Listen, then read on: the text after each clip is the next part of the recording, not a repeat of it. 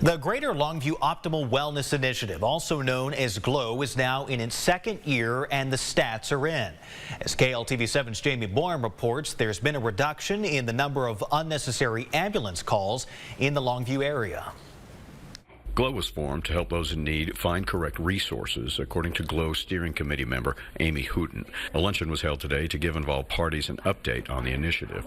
The city of Longview has been working to identify frequent users of ambulances because they're not receiving the care they need, or maybe they're using 911 for social determinants or non-medical drivers of health, such as food, transportation, things like that.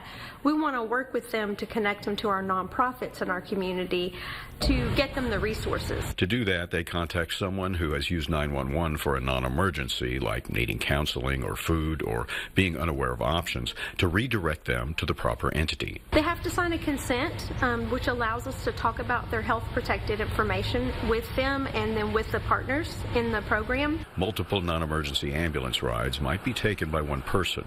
There are 8 nonprofits partnered with GLOW that can help that person. And if they say, yeah, I want to do that, I would like you to help me do that, then we come alongside them and help connect them to the resources. UT Tyler was hired for a non-biased evaluation of data from One Longview Hospital over a year period.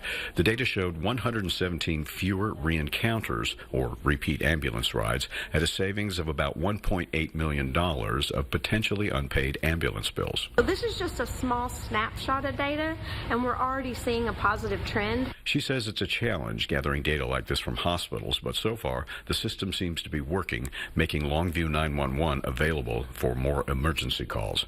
Jamie Boyum, KLTV 7 News. Hooten says Longview is one of 6 Texas communities using a system like GLOW to redirect those in need to the right resources. We're told GLOW reps are set to meet with state health officials sometime next week to talk about this program.